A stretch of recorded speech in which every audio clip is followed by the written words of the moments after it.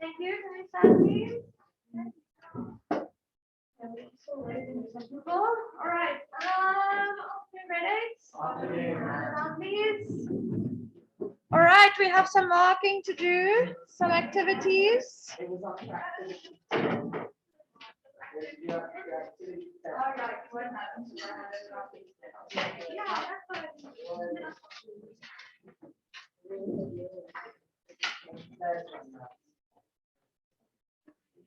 Anybody have time for them or yes.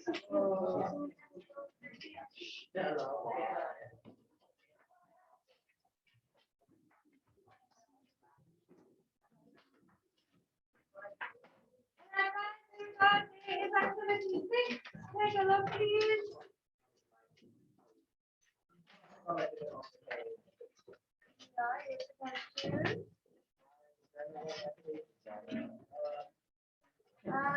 Who was not here yesterday? Still, you were here. You were at Ethan. You guys can some faces worksheets, please.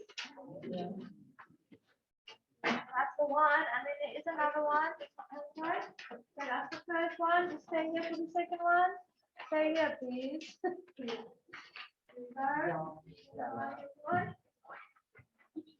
Okay, guys, activity 6. So we also kind of had to guess for some of these, I suppose. What will the size of your shoe be when she is 25 years old? We can see that once she reached a size 6, it stayed a size 6 from the ages of 10 to 20. So let's assume that it was still that same size at the age of 25. That's what happened to me. So I'm still wearing the same size. All right, for B, 13 years and 6 months old. So now here you had to kind of guess. So I wrote 2 answers because when she was 13, she wore 2.5, and when she was 14, she wore 3. But we don't know when exactly she went from a 2.5 to a 3. All right, so both of those will be accepted. What do you mean? Is that big? No, it's fine. My mom wears size 3. Yeah, so it is possible. Mine is size 3. Yeah, it's tiny. All right, C. Listen up. Are we listening? 54. I guess scholarship. Okay. I don't know. Some people say you start kind of shrinking as you get older, but when does that start? Who knows? I don't know. All right, so I just need to think. I said 5.5. Yeah. So I'll then just write that as like a reason. Okay. But it should be fine. This is again, we're kind of guessing a bit. 19 years and 6 months. Obviously a 6, right? If she wore 6 of her 19 and 6 of her 20, that would have been a 6 in between. Unless you yeah, which I don't think is very probable. All right, and then the points, guys. I'm not sure, have you done plotting points in like bio or something? Okay, so you should have been able to do these. So they've given you all of these values. You look for the age was 12, so you go to age 12, and at that age you wore size 2. Okay. All right, so there where the 2 values kind of mix up, you have to plot a point. And then for all the others as well.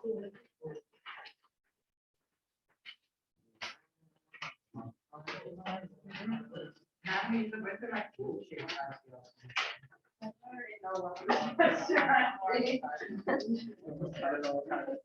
Oh, maybe, yeah. This is a little border. I don't know. Okay, activity 7. Listen up. Okay, now activity 7. We're starting to get into the more kind of meaty number patterns questions. And again, you can see that this is a very old worksheet because I mean, imagine charging 2 Rand for an hour of work. Wow. So Joe decided to run his own business during his summer vacations. When neighbors went on vacation, Joe would water their plants, take in their mail, walk their dog, etc. He charged a fee of 10 Rand per household plus 2 Rand for each hour of work.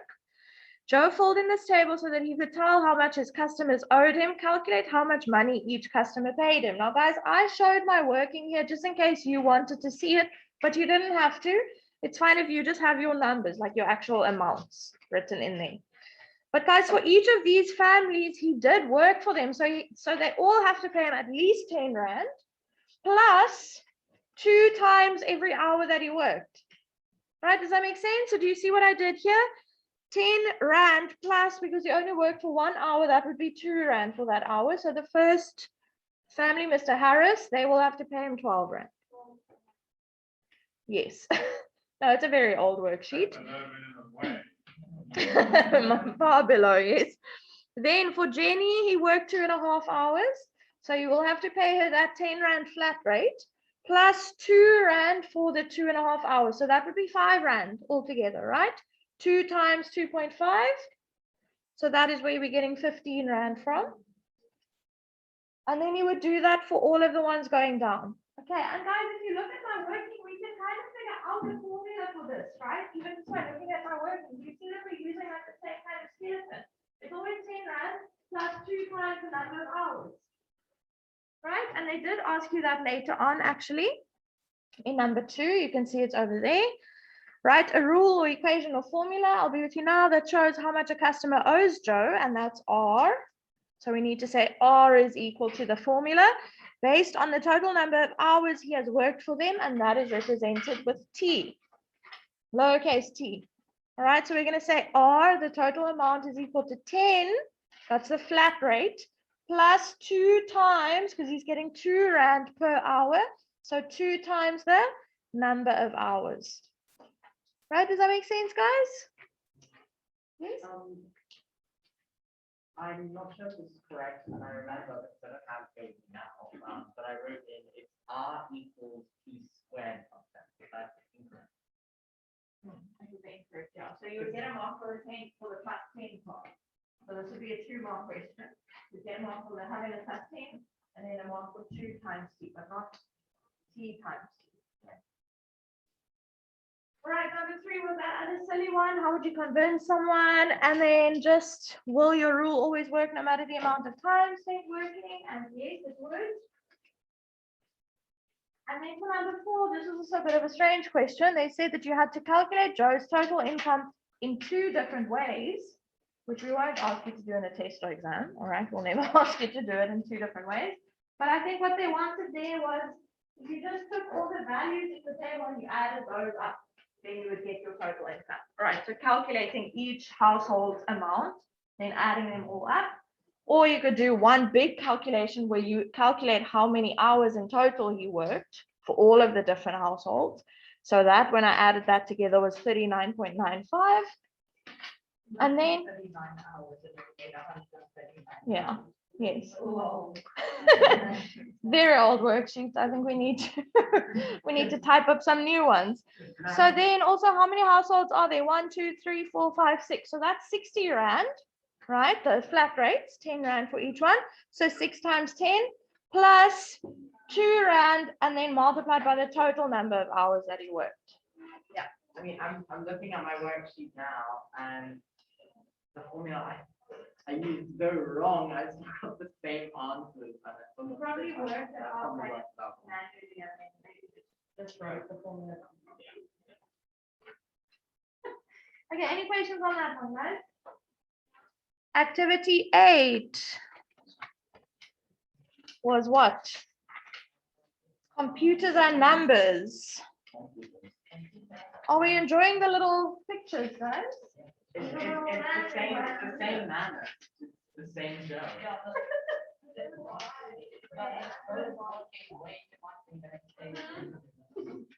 Okay, guys, so here, when given the following input numbers on 2 different occasions, a computer produces the output numbers shown in the 2 tables below. So if the input number is 1, the output number is 4. If the input number is 2, the output number is 8. All right, and so on. Guys, do we notice? This is only something that you would notice when you're actually putting your rule together. But if we're looking for a relationship between the input and the output number, do we see that every time we take our input number and we multiply it by 4, we'll get the output number? Right? Do we notice that? What's 1 times 4? 4. 2 times 4 is 8. Yeah, we got away. We're gonna have your eyes open. 3 times 4 is 12. 4 times 4 is 16. All right, so that is actually going to be the rule for this one. To get your output number, your O, you're going to take 4 times the input number every time. And then look at the next one. Do you see that these numbers are very similar to these numbers? It's just a bit of a difference, right? If this is 4, that's 5, that's 1 more. Okay, 8, that's 9, that's again 1 more. 12, 13, that's again 1 more. Now, how would we use this input number to get to 5? And then we have to use it in the same way to get to the next one. You do input times 4 plus 1. Yes, good. Yeah. Yes. I know that I'm jumping the question, but when it came to the formula, I didn't write 0 equals. I just said 4n and then 4n. That's not 0, it's O, and they told you have to use that. Okay, so you would have to do that. So it shows you that. Now guys, what I want you to know is we are going to do a little note quickly on how to actually find the rule always, or there's a specific way in which you can find the rule if you can't do it kind of by inspection, which is what we've been doing so far. If you are adding, now I'm looking at only the output numbers, right? We see that we're jumping by 4 every time. So if I'm going from 4 to 8, that's 4 more. From 8 to 12 is plus 4. From 12 to 16 is plus 4 again. So if you are adding 4 every time, we call that the constant difference. All right, it's the number that you're adding every time to get the next number. Okay, we are going to write a note on it now. So we call that the constant difference. And what will always happen in your actual rule is that you're going to have the constant difference, the 4 multiplied by n, multiplied by the input number. And then sometimes you need to add something or you need to subtract something to get to the actual value. So it happens here as well. The constant difference again is 4. Do we see that from 5 to 9, I'm adding 4. From 9 to 13, again, I'm adding 4. From 13 to 17, again, I'm adding 4. So I have a constant difference of 4. So in my rule, I need to have 4 times n. But 4 times the output number, the input number, sorry, is not going to give me 5. I must still add a 1 to actually get to 5. Okay, we're going to practice that now in the notes. But yeah, I'm just kind of leading you up to that. Please make sure that you fold the tables incorrectly there. And where your input number is in, that's where you're going to put your rule always. Okay? Make sure that you did that. Any questions, guys? Okay, I said you must leave out activity 18 for now, hey? Yes, because I also didn't do it. There we go. Matches 1. So in matches 1, oh, sorry, where am I going? This was a bit of a difficult one to see, but if you know that what I just said, that your constant difference is always multiplied by the input number, and then you look at what must I add or subtract, then it makes it a bit easier. Okay, so for the next ones, you can use that. So if we look at these numbers, I'm adding 8 every time, right? That's my constant difference, is 8. So in my rule, I'm going to have 8 times n. But guys, if I say 8 times 1, what does that mean? What's 8 times 1? 8. What must I then do to actually get 4? I must still minus a 4. Let's see if it works for the other one. What's 8 times 2? 16. Minus 4, does that give me 12? Yes. 8 times 3 is 24. Minus 4, does that give me 20? Yes. Okay, so now the activities that you're going to do after today, you can use that for. You can look at those values, and that is for complete the table for pictures 7 and 8.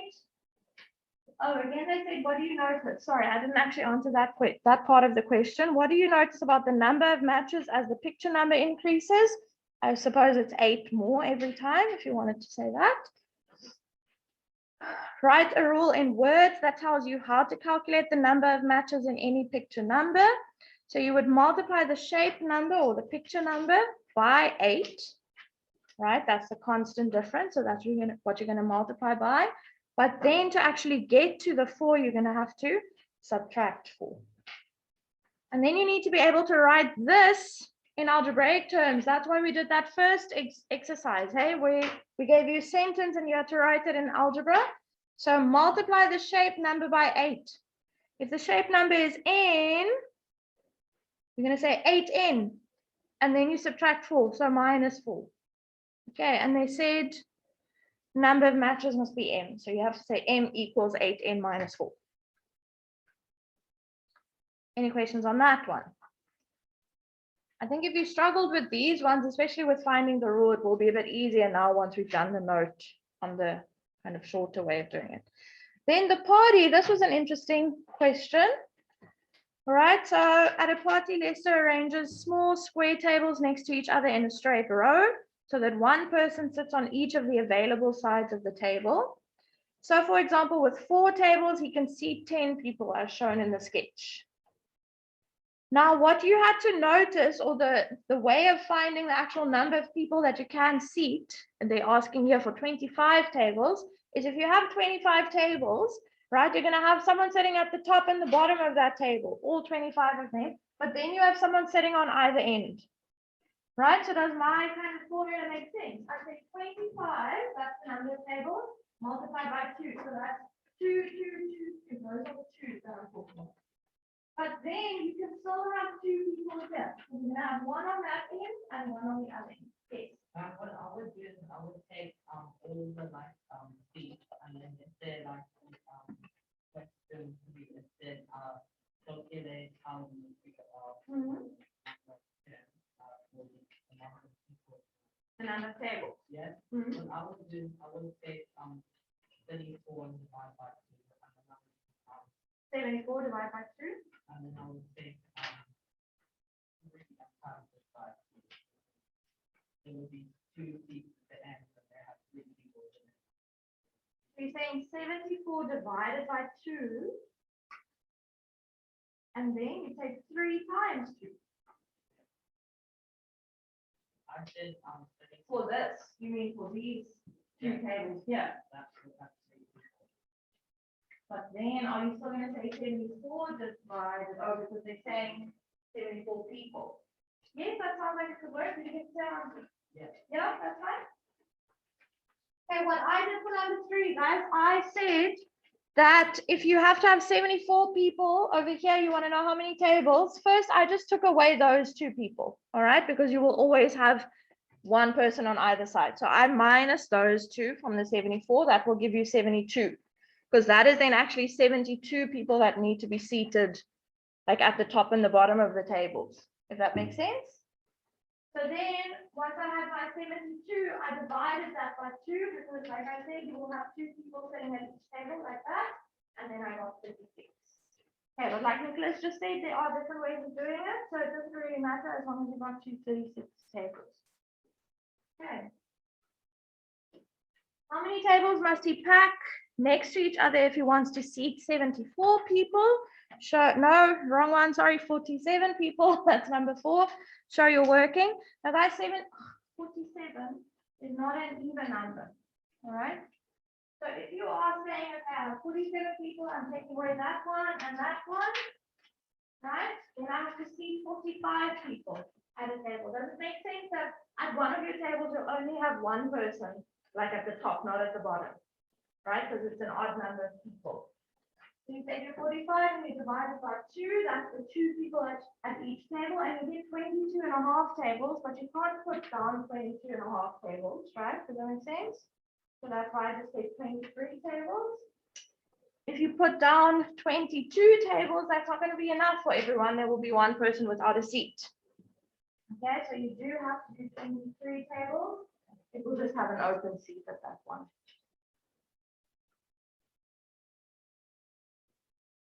And then for number 5, write the rule in words for how Lester would calculate the number of tables needed for any number of people. So I used my rule that I kind of shown here, but if you had a different one, that's fine.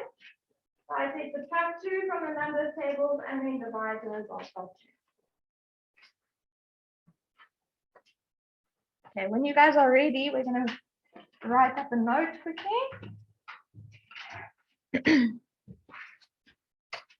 So the heading for that is finding the general term of a linear pattern.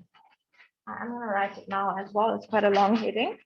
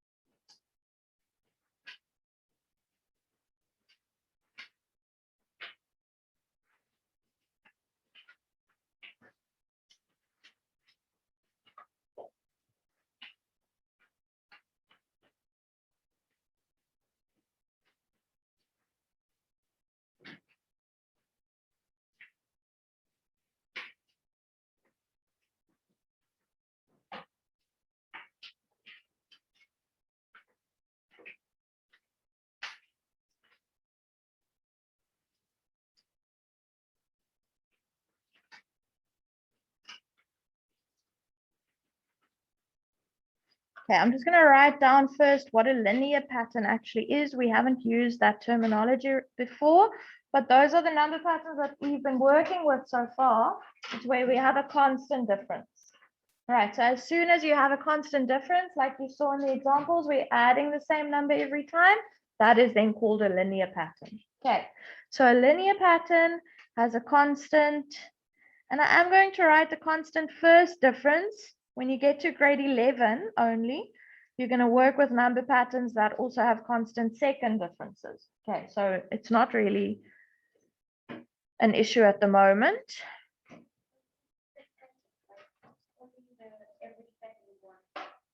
I'll show you an example now,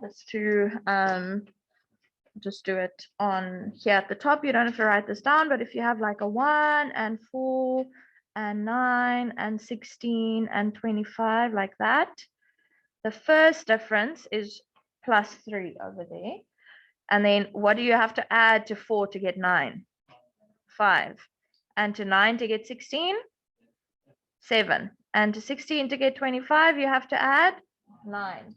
So we see that our first difference isn't constant. But now if we actually look at our second differences, that would be the difference between our first differences, right? So what is the difference between 3 and 5? 2. And then the difference between 5 and 7 is also 2. So that's what they mean by a constant second difference. Okay, but you don't have to know this for grade 8, right? We're going to teach you in grade 11 exactly how to find that kind of general term. The ones that we're working with now will have a constant first difference. Okay, so for example, if we have 2, 5, 8, 11, 14. Okay, now so far you've only been given these numbers in a table, okay, but they can write them in a row like that, and they can say this is a number pattern, find the general term, or the general rule, or equation, or formula. All of those things mean the same thing. So the general term, guys, maybe you want to add that. That is actually the rule. Okay, if they're talking about the general term, they're actually talking about the rule.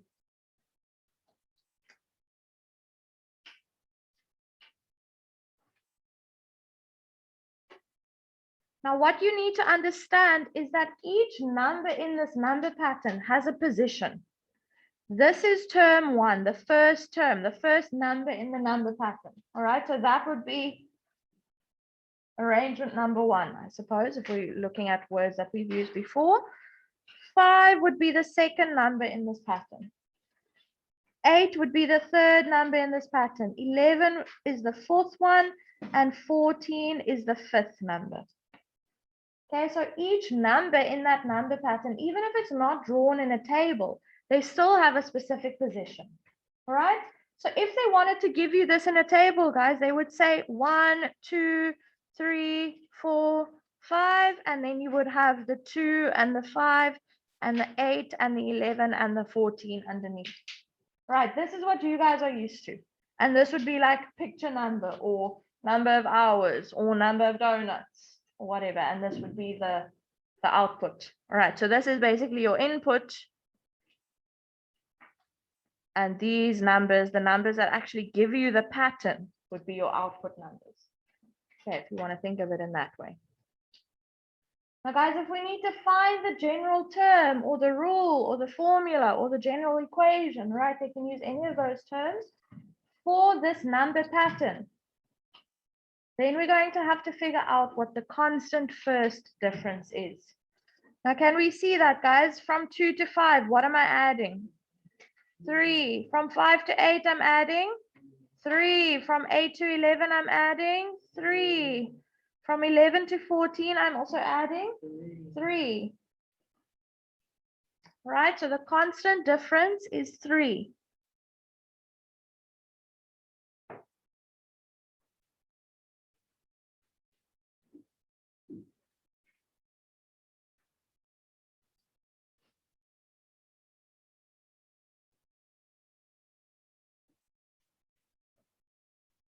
Therefore, let's figure out what the rule is going to be. And we are going to write this all down in words exactly how to find the rule. We're just practicing it quickly. We said that we're going to do the constant difference multiplied by n. All right, so we're going to say 3 times n. But guys, if I say 3 times n times the number times the position in this one, what is 3 times 1? 3. What number am I supposed to have here? 2. So what do I have to do to 3 to get 2? I must minus 1. So that rule is going to be 3n minus 1. So 3 times the position. N is like the term number, the number in the number pattern. Okay, where that number lies, what the position of that number is. So 3 times 1 is 3. Then I still have to minus 1 to get to that actual number, which is 2. Let's see if it works for the next one, guys. What's 3 times 2? 6 minus 1 is 5. Is that my second number? Yes. 3 times 3 is 9 minus 1 is 8. Is that my third number?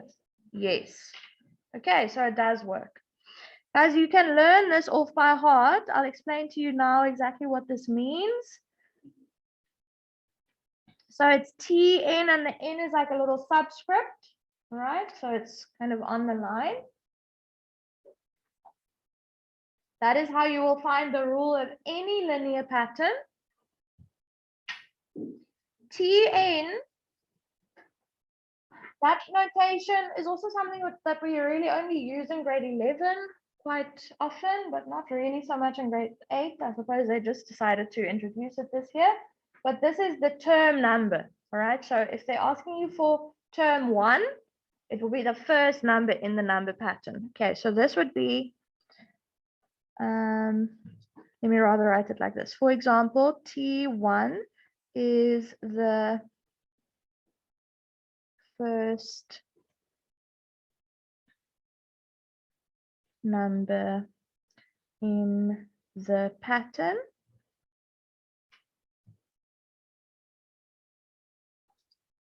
But guys, this Tn thing, they normally tell you what you're supposed to use. Hey, so when they say like the total cost must be C equals, then you're going to write C equals.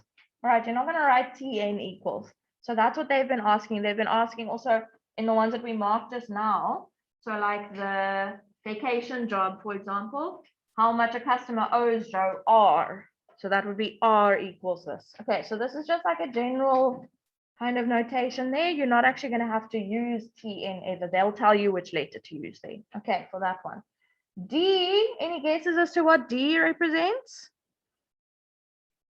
What am I multiplying by n? What did I multiply by n here?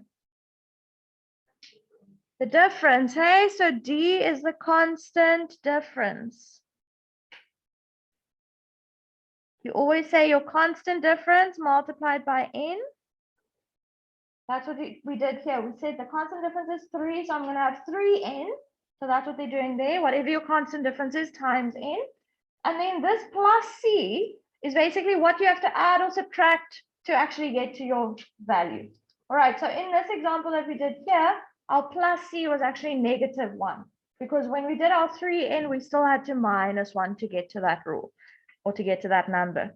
So here, let me just see what wording do they use here. Let me just circle this. What must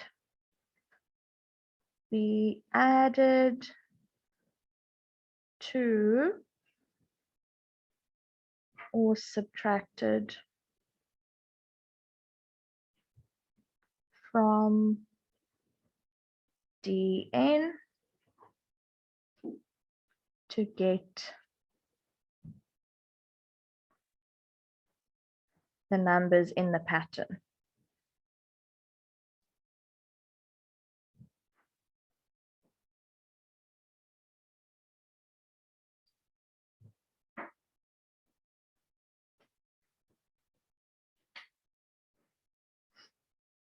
Now guys, if this confuses you, don't even worry about it. We're not going to ask you to write down the formula for Tn and then you must write Dn plus C. Okay, we're not going to test it in that way.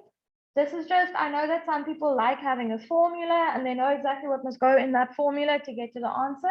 But you can just do what we did up here. We're going to practice a few more where you just say, what is your constant difference? You're going to multiply that by n.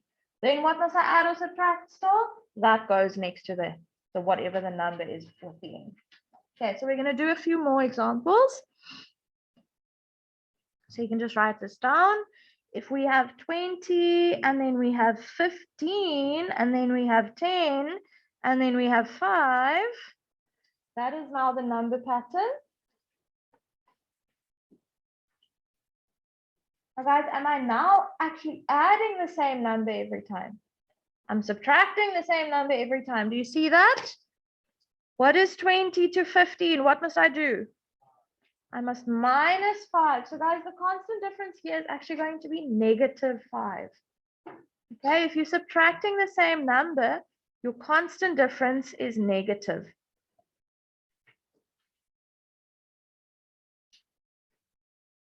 Therefore, the rule, let's just put in brackets, actually Tn, right?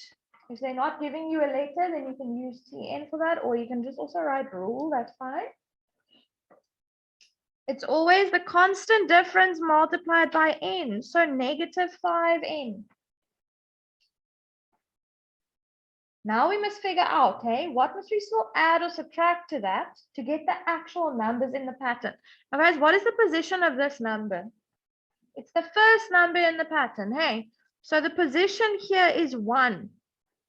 What is negative 5 times 1? Negative 5 times 1 is? Negative 5. How do I then go from negative 5 to 20? We're not going to times, we're going to have to add or subtract always, okay? So yes, you would times by 4, but for these ones, we're adding or subtracting. What did you guys say? I heard from here. Did someone say, how do we go from negative 5 to 20? We add 25, so plus 25. Let's see if that works for the others, guys. 15 is the second number in this number pattern. So what is negative 5 times 2? Negative 5 times 2 is negative 10. What's negative 10 plus 25? 15. Right? This one, 10, is the third number in my number pattern. Negative 5 times 3 is negative 15 plus 25 is 10. All right, so it will work for all of them like that. So you can just test it afterwards, but whatever will work for the first one will work for the other ones, okay? Let's do another one quickly, number 3, or I'll just do it here on the side. We have, sorry, I don't want to do this one that's here. I'll just look for another one. 4, and then 9, and then 14, 19, 24.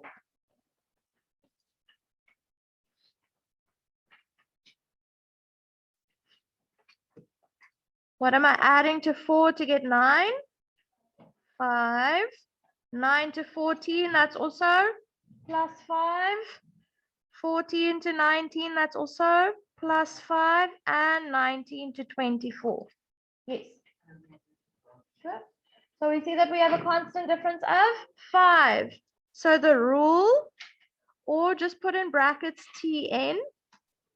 Guys, if you want to write Tn, you can. It's quicker than writing rule. Okay, you'll still get that mark. But if you don't like that notation, you can just write rule. That's perfectly fine. Remember, for the rule, we always say our constant difference multiplied by n. So we're going to do 5n. And now we need to see if I multiply 5 by n for this first term. What's 5 times 1? 5. What must I then do to that to get 4? Minus 1. Okay, so that is a set way in which you can find the rule. I know in the activities that you've done so far, maybe you figured this out on your own. All right, but I'm guessing that most of you must have just like been trying to find a rule that will work. Okay, or you haven't known what to do at all.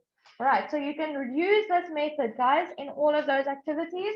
I have given you the next page, is that right? So you can do activity 11, 12, 13, and 14.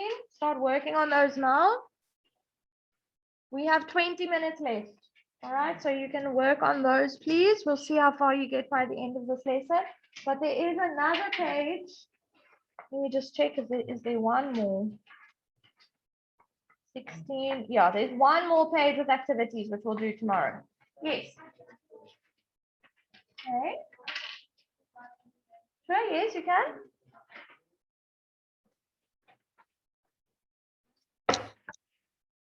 Guys, let me know if any of you are done with all of these ones that I've handed out now and you need the next activity, then I can hand it out.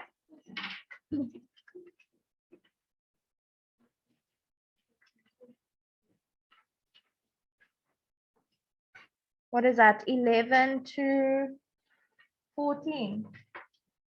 Yeah. Say again.